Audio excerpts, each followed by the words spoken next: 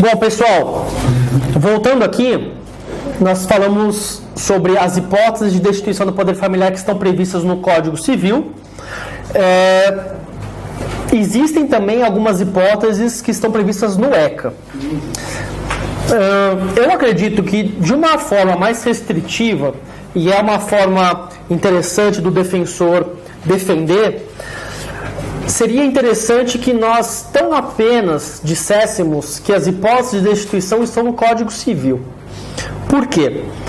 A hipótese que tem no ECA, que é do artigo 24 conjugado com o artigo 22, ela é tão aberta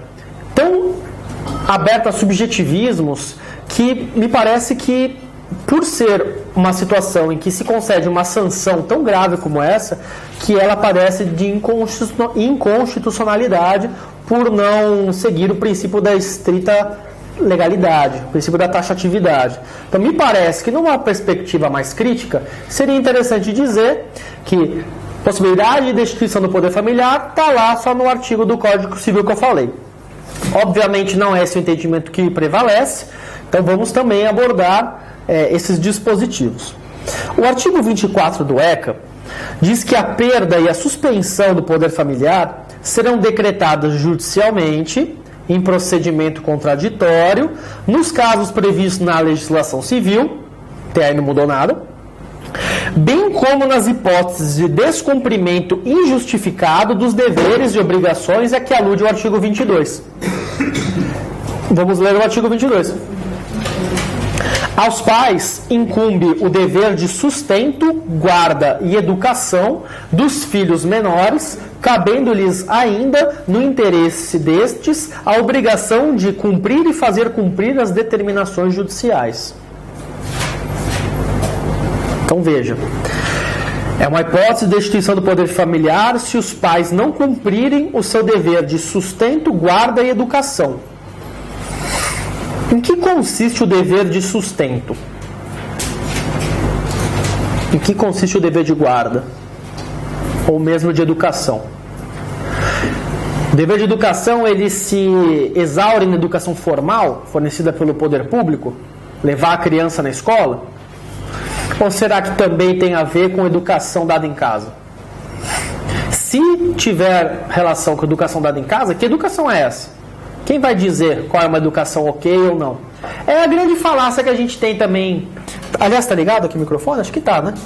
É a grande falácia que nós temos de que a educação é a solução de tudo. Se a educação melhorar, todo mundo vai estar ok, né? Ah, se a educação tiver para todo mundo, o mundo vai ser um lugar melhor. Que tipo de educação? Né? Não é porque todo mundo está matriculado na escola que a educação que está sendo dada é uma educação de qualidade, uma educação crítica, que faça pensar, bem longe da escola sem partido que está sendo preconizada aos quatro ventos por aí, né? Eu só poderia continuar dando aula para vocês na escola sem partido porque vocês são adultos, estão aqui de forma voluntária, eu não faço parte do poder público nesse momento, então é uma relação extremamente entre particulares. Agora, se eu estivesse falando qualquer coisa com crianças ou adolescentes dentro da rede pública de ensino sobre direitos humanos, provavelmente já teria alguém aí me filmando e mandando vídeo pro Bolsonaro. Né?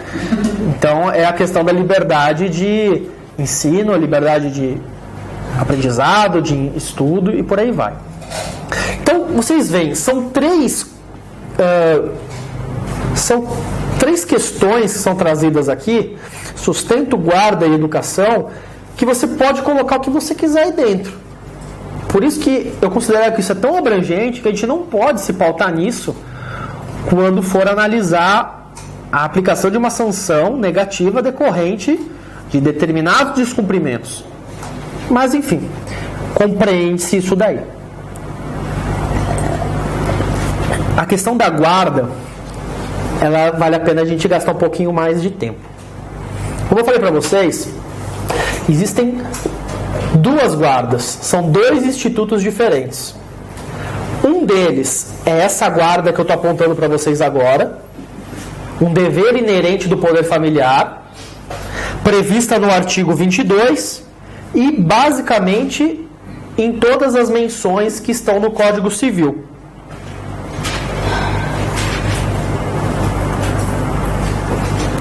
Então, se vocês forem dar uma olhada, eu menciono para vocês o artigo 1566, inciso 4º do Código Civil, 1583 e também o artigo 1584 caput, tudo do Código Civil. São dispositivos do Código Civil que tratam sobre a guarda como um dever oriundo do exercício do poder familiar, que implica em zelo que os pais devem ter com os seus filhos. É sobre esse tipo de guarda que nós falamos quando tratamos de guarda unilateral, compartilhada, alternada, direito de visita. Quando a gente fala sobre esses institutos próprios do direito de família, é essa guarda que a gente está falando. Um dever inerente do poder familiar. Quem são os detentores da guarda? São os pais.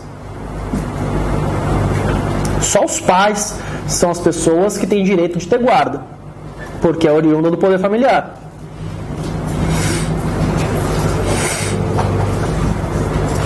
O STJ também relativiza isso, né?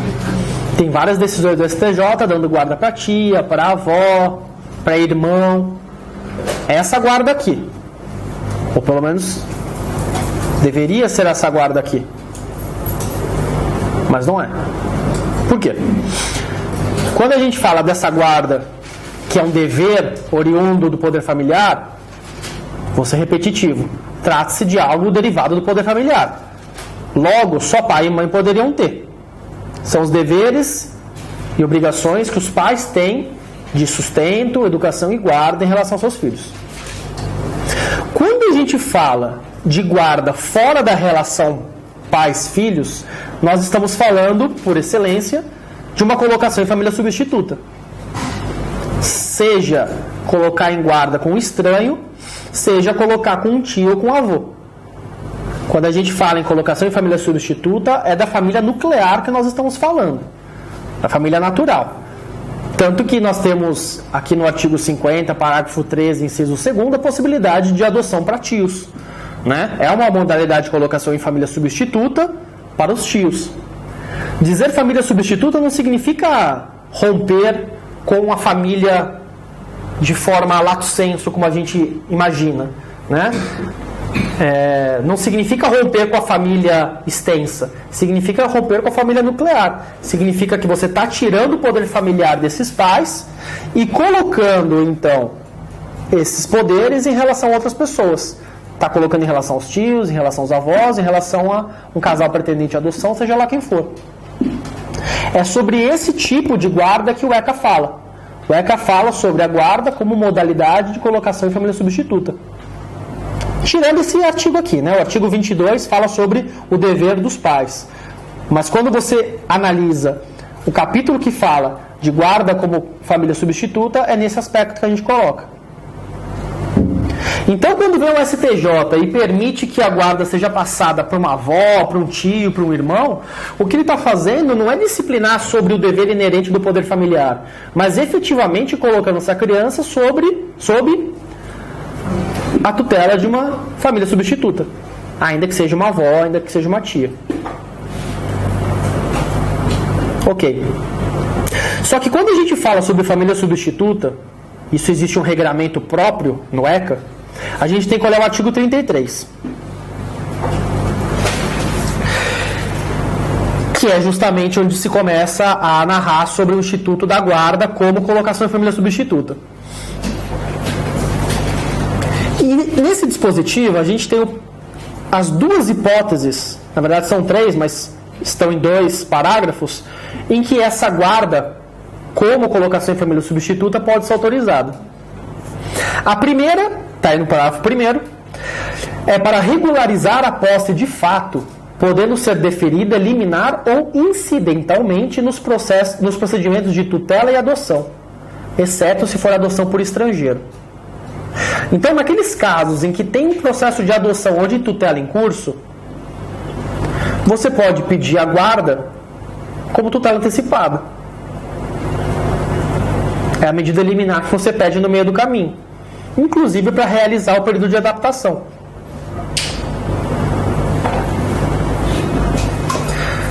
vocês vão ver que a guarda disciplinada do ECA, a de colocação em família substituta, ela deve ser precária. Ela deve ter prazo certo. Ou ser só para aquele ato. Ela não tem a finalidade de ser perene, de estabilizar a situação, mas sim de dar uma legalidade para determinada situação naquele instante. Então, a primeira delas é em casos de processo de tutela ou de adoção, em que para a criança já ir se acostumando, né? Justo? Que triste, né? Que triste.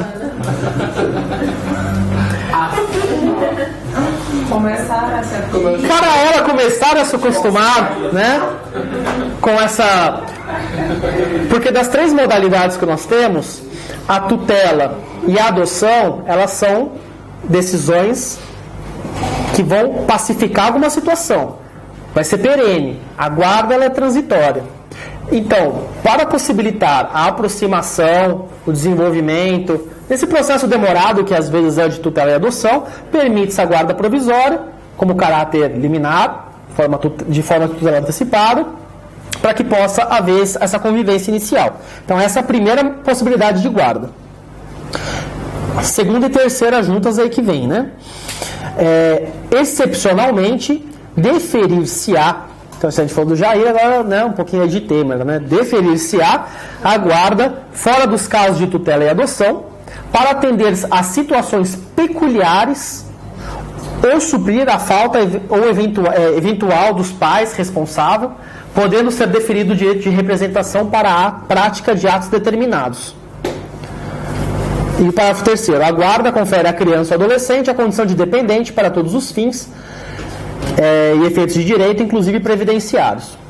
Então, pelo parágrafo 2º, pode-se deferir a guarda fora de casos de tutela e adoção, excepcionalmente em situações peculiares em que, em não havendo o pai ou responsável, alguém precisa realizar algum determinado ato. É para o ato, não é para estipular que fulano fique com a guarda de forma indefinida. Vamos supor, a criança veio de forma irregular para essa cidade. Precisaria de uma autorização. Não estamos falando de comarcas contíguas, né? Se fosse comarca contígua não precisa de autorização de ninguém. A criança veio para Santo André e os pais moram em Franca. Pegou o ônibus, veio para cá, não se sabe como. Bom, ela quer voltar. A empresa, de forma prudente, está pedindo autorização dos pais para que ela possa embarcar para Franca. Não tem essa autorização. Os pais estão lá, não tem como dar aqui.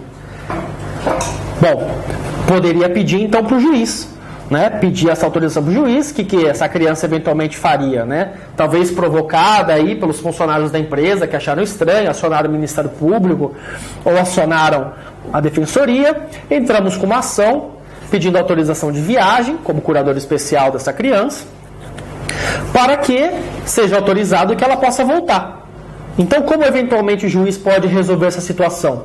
Pode autorizar, sim, a viagem dessa criança de volta para Franca, desde que acompanhado do conselheiro tutelar X. E o conselheiro tutelar X vai ter, então, a guarda provisória dessa criança para realizar o ato de acompanhá-la até a cidade de Franca. Percebem como é precária essa guarda? A guarda no ECA, ela é uma forma de colocação em família substituta, porque está dando poderes de guarda. A guarda dá poderes de guarda, é muito tosco. Por isso que seria melhor se fossem nomes diferentes. Então, a modalidade de família substituta guarda dá os poderes de guarda para um terceiro que não são os detentores do poder familiar, para ela poder fazer tão apenas aquilo, para aquele ato em que os pais não estão ou precisa ser suprido. Ou então também pode ser dado a guarda nessa modalidade como forma de transição aí para a tutela e para a adoção. Deu para entender? Ficou confuso? Ficou? Pergunta aí, vai. Acho que é mais fácil. Vou explicar de novo? Vamos explicar de novo. Para o Código Civil, pelo menos na maior parte dele, pelo que consta aqui, a única disposição do Código Civil que trata a guarda de uma forma diferente é o artigo 1584, parágrafo 5º. Anotem aí, vale a pena. Artigo 1584, parágrafo 5º do Código Civil. É o único que trata a guarda com modalidade de colocação em família substituta. Vamos para a lousa, vai, vamos ver se isso ajuda. Depois que vocês já picharam aí. Vamos lá. Então nós temos dois tipos de guarda.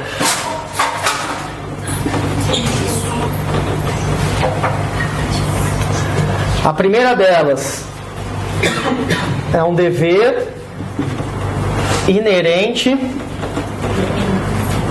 do poder familiar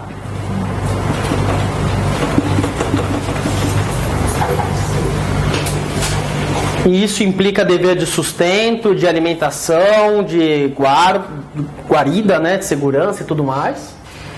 E nós temos outra guarda, que é um instituto de colocação em família substituta.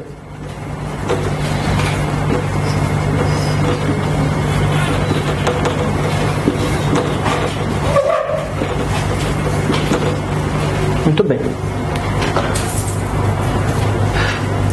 No Código Civil, quando se fala de guarda, quase sempre está falando sobre isso daqui, sobre o dever inerente do poder familiar.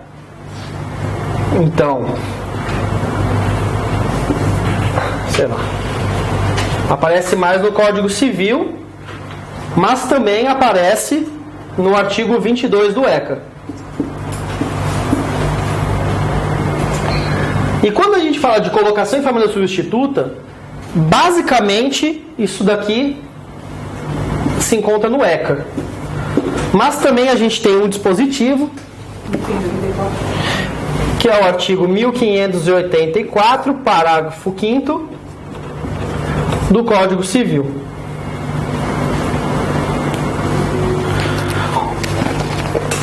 Por que isso?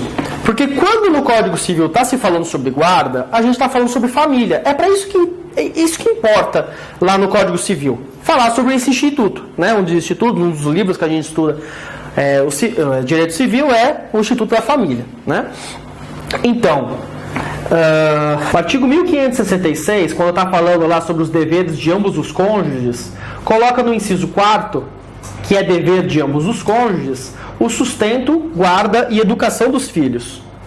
No artigo 1634, aparece que compete a ambos os pais, qualquer que seja a sua situação conjugal, o pleno exercício do poder familiar, que consiste, enquanto aos filhos, 1.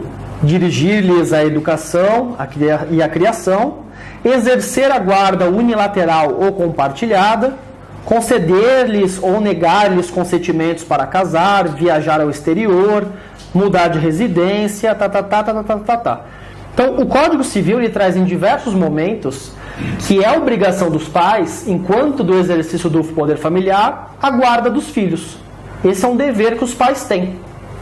É um dever de proteger a criança que faz parte do seu núcleo. Como eu disse para vocês, o ECA também traz isso no artigo 22. Né? O ECA traz no artigo 22 que é dever dos pais justamente sustento, guarda e educação dos filhos menores. E que o artigo 24 fala que, na reiteração do descumprimento desse dever de guarda, os pais correm o risco de serem destituídos. Beleza? Beleza. Outra coisa é a colocação em família substituta.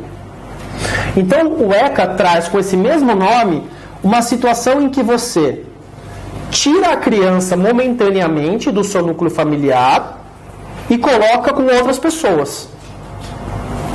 Se aqui a gente está falando de um dever inerente do poder familiar, aqui a gente está falando de um instituto de responsabilidade que você está dando para um terceiro. Seja de forma temporária, como é uma guarda provisória, destinada a um pretendente à tutela ou adoção, seja de forma extremamente precária para determinado ato, como por exemplo esse do conselheiro levar a criança para algum outro lugar. No Código Civil, lá no artigo 1584, parágrafo 5º, existe uma disposição em que se fala guarda, Mas não com esse viés aqui de dever inerente de poder familiar, mas sim uma legítima colocação em família substituta.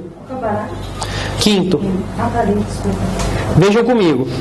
Se o juiz verificar que o filho não deve permanecer sob a guarda do pai ou da mãe, deferirá a guarda à pessoa que revele compatibilidade com a natureza da medida, considerados de preferência o grau de parentesco e as relações de afinidade e afetividade.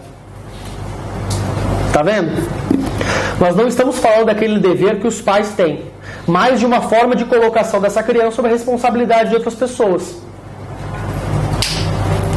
É por isso que quando o STJ vem e ele afasta a possibilidade, ele afasta a restrição de guarda tão apenas de pai e mãe e permite que a guarda também seja estendida a avós, irmãos e tios, a gente não está mais falando de guarda como dever inerente do poder familiar, porque o seu tio não tem poder familiar, nem seu irmão, nem seu avô. O que você está fazendo com eles é descolando um poder que é próprio do poder familiar e dando para esse novo responsável. Deu para entender agora? Ainda dúvidas? Pode falar se tiver, viu? Estou aqui para isso. É complicado mesmo, né? Seria mais fácil se eles tivessem chamado de, sei lá, responsabilidade temporária, alguma coisa do tipo. Então essa é a primeira modalidade de colocação em família substituta que nós temos. É a mais precária de todas, ela é feita só para determinado ato, no máximo podendo ter um prazo certo, né? A terceira a gente já viu, acho que bastante também, a questão da adoção. Vamos falar um pouquinho mais agora sobre a questão da tutela. A tutela, diferentemente da guarda, ela não é uma forma precária de colocação em família substituta, ela se exaure no momento em que foi dada a sentença, mas ela também não cria novos laços, uma nova certidão de nascimento, como é o caso da adoção. Normalmente ela que é a preferida quando se está colocando a criança sob a responsabilidade de avós e tios, principalmente quando no caso dos tios não se quer romper definitivamente os laços com os pais. Mas com os avós, por exemplo, até pela impossibilidade, regra de adoção, a tutela é a melhor medida. No que implica a tutela? Implica em dar todos os poderes inerentes ao poder familiar para aquele que vai ser o tutor, só que ele continua sendo o mesmo familiar que ele era antes. Ele continua sendo o avô, ele não vai virar ser pai, nem nada disso. Para conceder a tutela, é pressuposto a suspensão ou destituição do poder familiar. Para a concessão da tutela, é pressuposto a destituição ou a suspensão do poder familiar. Veja, assim como eu falei que a guarda era um termo equívoco, ou seja, que tem duas coisas diferentes com o mesmo nome, a tutela não vai achar que quando a gente fala tutela, a gente está falando sobre provimento judicial.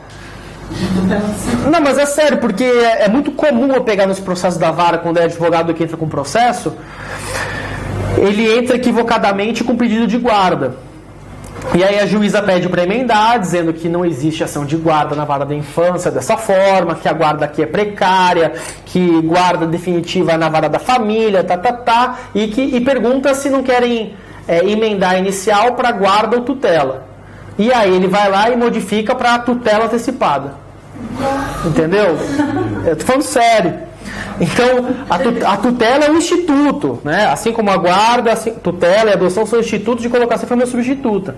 Tutela, tutor, tutelado, por aí vai. Então, enquanto a guarda ela é simplesmente precária para o ato, uma coisa que pode se reverter a qualquer momento, enquanto a adoção necessita que os pais sejam destituídos para romper com o que veio ali e criar uma nova situação, a tutela ela pode tanto exigir a destituição quanto a suspensão do poder familiar. E aí é algo que a gente não falou tanto também, né, sobre a suspensão do poder familiar. Vamos falar um pouco sobre suspensão de destituição. Pode falar. Você falou aqui no começo que a tutela, que ela não queria novos laços, como a questão de uma nova certidão. Mas ela, ao mesmo tempo, ela destitui, mas ela pode ter como pressuposto a destituição do poder familiar? Isso. A tutela, ela pressupõe a destituição ou a suspensão do poder familiar. É um dos dois. Mas se ela destitui, aí no caso ela vai criar novos laços. Não, vem comigo. A destituição do poder familiar, ela rompe quase todos os vínculos com os pais biológicos. Na verdade, não são os pais biológicos, né? Com os pais. Porque a gente também pode destituir do poder familiar um pai socioafetivo, um pai adotivo, né? Isso pouco importa. A destituição do poder familiar rompe quase todos os vínculos com os seus pais. Por que quase todos? Se a isso é uma questão doutrinária e jurisprudencial, não está na lei, tá? A destituição do poder familiar, ela se apresenta como algo em benefício da criança e adolescente e uma sanção ao pai faltoso, correto? Se assim o é, a destituição nunca vai poder reverter em benefício para o pai faltoso e um prejuízo para a criança. Explico. Vamos supor que esse pai faltoso que abandonou ou que deu muita porrada na criança, de repente se vê destituído. Mas a criança está passando fome, penúria. E aí? Rompeu? Acabou qualquer vinculação? Não tem sequer o dever de pagar alimentos? A jurisprudência e a doutrina entendem que esse dever persiste. Que existem 3 deveres que ainda persistem, ainda que seja destituído do poder familiar. O primeiro é o de pagar alimentos. O segundo é o de direitos sucessórios. E o terceiro são os impedimentos matrimoniais. Mas aí que no caso dele continua, assim, não destitui a questão dos laços, ele continua da questão da certidão. Exatamente. A certidão continua. Quando você destitui um pai do poder familiar, a criança continua com o nome dos pais constantes da certidão. O que acontece é que o juiz, então, ele manda averbar lá na certidão de nascimento, naquela parte destinada aos comentários, que fulano e fulana foram destituídos ou suspensos do poder familiar na data tal, processo tal. Então a certidão da criança continua sendo a mesma, mas com essa anotação. Ela vai ter ali uma anotação feita em relação a isso. Entendeu? Posso falar que é uma destituição parcial, então, uma vez que a certidão permanece a mesma? Não, porque a destituição ela tem a ver com os direitos e deveres dos pais em relação à criança. Né?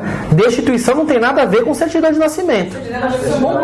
Na adoção, na verdade. Né? A criança só vai ter uma nova certidão de nascimento se eventualmente ela for adotada. Sim, aí você destitui. Entendeu? Na hora que você destitui do poder familiar, a certidão de nascimento da menina ou do menino continua a mesma, mas com essa anotação de que os pais foram destituídos. Só persiste esses 3 deveres. Quando essa criança for adotada, essa certidão de nascimento antiga ela vai ser inutilizada, vai ser feita uma nova certidão constando os pais adotivos como pais, e nessa nova certidão não vai ter nenhuma menção a respeito dos pais anteriores ou dessa criança ter sido adotada ou fruto de pais biológicos, seja lá o que for. É uma certidão nova, nasceu de novo, exatamente. E aí, doutrina e jurisprudência entendem que dos 3 deveres que tinham antes, só um vai subsistir: a impossibilidade matrimonial. Mas depois eu fazer só onde que eu vou achar esse rastro se ela foi utilizada? Não vai achar. Então como vai continuar esse? Bom, vai reclamar com a doutrina e a jurisprudência. Moralistas, né? E é interessante a questão da proibição de casamento com parentes, porque você consegue extrair daí um rastro patrimonial, confusão de patrimônios. Dá para você entender o porquê que o nosso legislador patrimonialista quis incluir isso. Mas na medida em que você rompe totalmente os laços e são novas famílias, cai. Então só sobra moral. Entende? É só moral. Porque os deveres de alimentos e a questão sucessória cai por terra, até porque seria uma puta de uma zona, né? Exatamente pelo que você falou. Não tem mais rastro, você não sabe quem que é. Mas se eventualmente tiver como saber isso, Ou, por exemplo, isso aí é exemplo que eu tinha ouvido na faculdade, viu? Não sei se é verdadeiro, mas a professora disse na época que era. 2 fulanos foram lá, se casaram, muito tempo depois eles descobriram que eles eram irmãos. Eles eram irmãos da família biológica deles, os 2 foram adotados, casaram e descobriram que eram irmãos. O casamento deles é inválido, é nulo.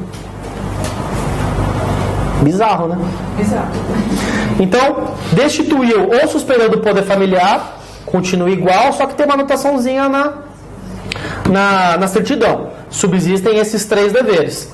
Adotou, essa é inutilizada, uma nova é feita, nasceu de novo, ninguém vai ter acesso a essa anterior, é só a nova que vale, e só subsiste a proibição matrimonial segundo doutrina e jurisprudência. Muito mais doutrina que jurisprudência, que eu nunca vi um julgado nesse sentido, mas doutrina nesse sentido. Entendeu? Entendi, obrigado. Tá.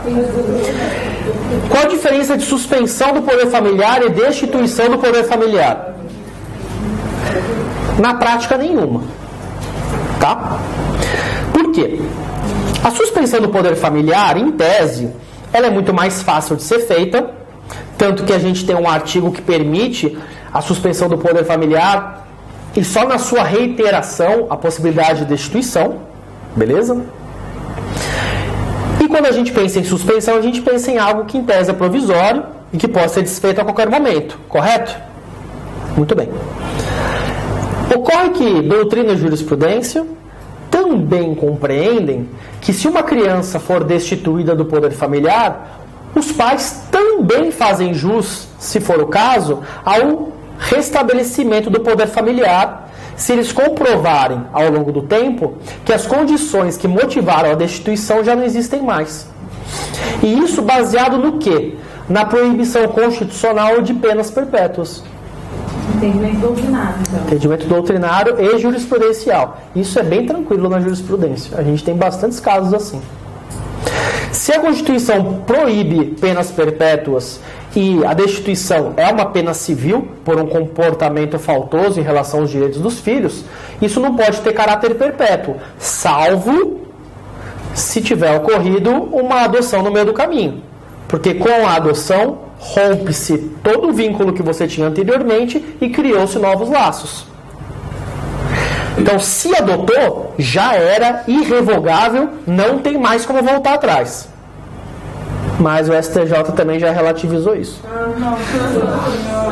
Em um caso específico desse ano, se eu não me engano, o caso é o seguinte: o pai do menino morreu e a mãe casou de novo, o padrasto foi lá e adotou a criança. Eles nunca se deram bem, ele era extremamente ligado ao pai falecido. E aí ele mesmo, acho que depois de completar 18 anos, pediu para que revertesse a adoção, porque ele não se considerava filho daquela pessoa, daquele padrasto dele, mas sim filho do pai, que era uma pessoa muito próxima. Então, por conta do melhor interesse dele, reverteu-se a adoção. O único caso, extremamente excepcional, tá? Como regra, vocês precisam saber: adotou, cortou todos os vínculos, é irrevogável. Mas, entendo só a destituição do poder familiar ou a suspensão, é possível a qualquer momento, antes de uma adoção, se reverter o procedimento. É uma ação específica, é uma ação cujo nome é restabelecimento do poder familiar, né?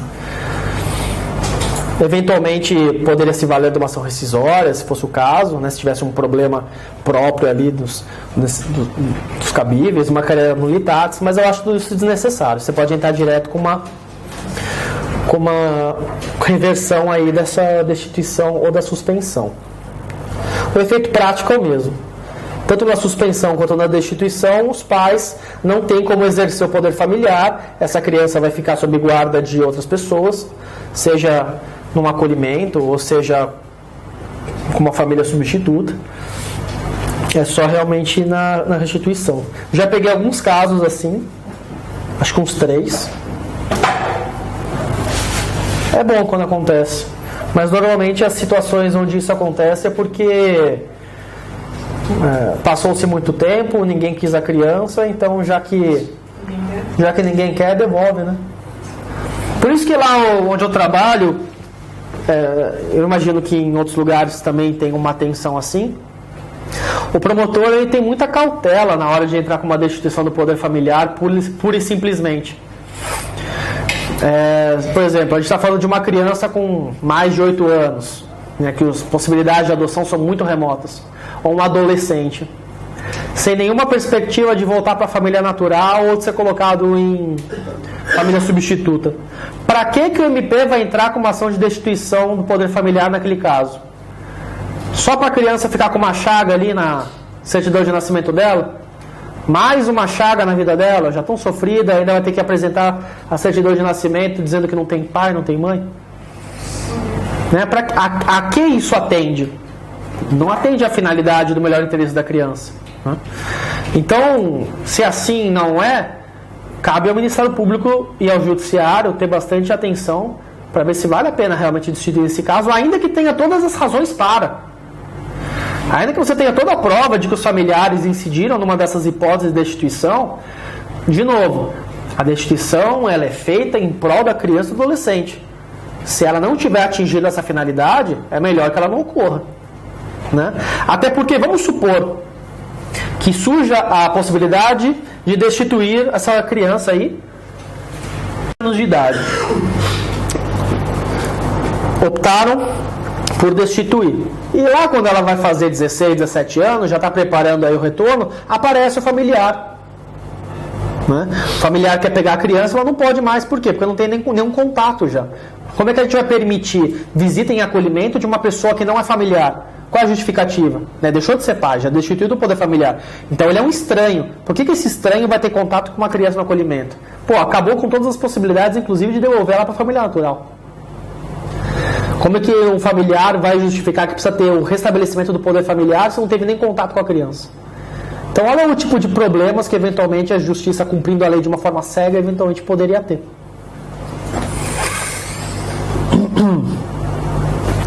Depois a gente tem mais algumas questões aqui.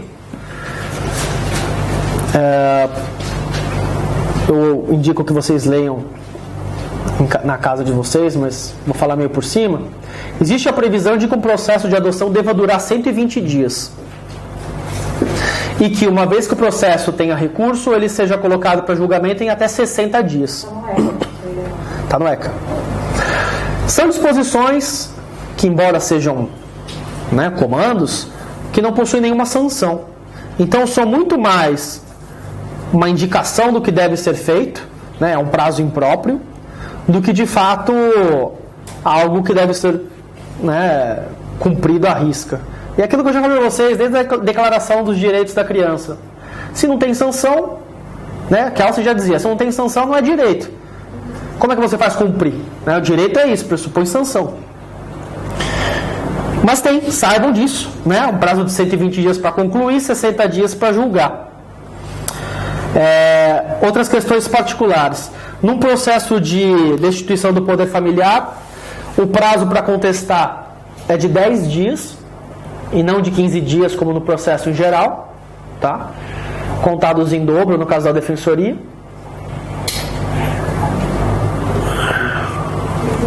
No caso de adoção de indígenas, tem que ter participação da FUNAI. No caso de adoção de quilombolas, tem que ter a participação de um antropólogo.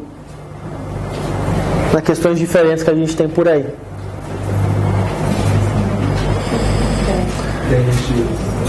A permanência de crianças no mesmo núcleo familiar em diversas passagens do ECA preconizada. Então sempre tentar manter o mesmo grupo de irmãos juntos no mesmo acolhimento, devolvê-los juntos para a família de origem. Se for para a família substituta, mantê-los juntos e somente de forma excepcional, acaso isso represente o melhor interesse da criança, a possibilidade do seu desmembramento. É muito comum o setor técnico desmembrar as crianças no caso de irmãos numerosos, em que existe uma criança pequena e uma bem mais velha. Então você tem um irmão aí com 9 e um irmãozinho com 4. O menino com 4 com muito mais chance de ser adotado do que o com 9. Então Então você desmembra aí os dois para que o pequenininho possa ter a chance de ser adotado e o menino com 9 fica no acolhimento para sempre. Isso daí tem que ser vigiado para que a gente não deixe acontecer, né? O melhor interesse da criança não é para uma família substituta a qualquer custo. Muitas vezes, mesmo que tenha que ficar no acolhimento, permanecer com seu irmão. Se é a pessoa que você já reconhece como familiar, já tem vínculos de afinidade. Imagina você ser obrigado a perder vínculos mais uma vez com mais um familiar que está aí para te apoiar, só por conta de um suposto atendimento aos seus direitos, que nem te perguntaram se é isso mesmo que você quer. Então, muitas vezes a gente tem que ser o chato que está dizendo aí que não pode ir. Sei lá, a gente tem tanta coisa para falar, mas o tempo, infelizmente, é curto. Hoje é a última aula prevista aí do nosso curso da minha parte. Depois vai vir mais uma professora para dar 3 aulas de infracional para vocês, 2 fases de conhecimento, uma fase de execução. E se tudo der certo, eu ainda vou conseguir chamar o Paulo Leporé para dar uma aula para vocês. Eu já falei com ele, ele se dispôs, ficou muito contente com o convite. E a ideia é chamar ele para fazer um bem bolado aí de todas as inovações que tiveram no ECA nesses últimos anos. Eu acho que é legal, ainda que ele fale um pouco coisas que eu já falei, mas eu acho bacana fixar bastante isso daí, porque a tendência é cair bastante na prova de vocês, tá? De qualquer jeito, independentemente aí das aulas que a gente teve, eu estou no WhatsApp com vocês, estou à disposição, me perguntem o que vocês quiserem, tá? O curso é feito aqui para vocês, com o maior carinho, para que vocês tenham sucesso nessa prova. Então, muito além das aulas que a gente tem aqui hoje, é um grande prazer poder dedicar meu tempo, conversar com vocês, preparar material, preparar os slides, vir aqui falar com vocês, passar um conteúdo crítico, nem que seja ouvir uma música aí diferente. Eu tenho uma grande felicidade de participar desse curso. É uma grande realização profissional para mim e também como ser humano. E que geremos muitos frutos positivos aqui dessa turma e das outras que nós tiramos também, porque com o nível de ódio que nós temos aí, inclusive de centros jurídicos, a gente precisa de pessoas pensantes, de pessoas formadoras de opinião, de replicadores. Espero que vocês também sejam replicadores dentro dos núcleos de amizades que vocês têm, para que a gente possa fazer frente a esses tempos sombrios que você apresenta, tá bom? Muito obrigado, gente. Tudo de bom para vocês.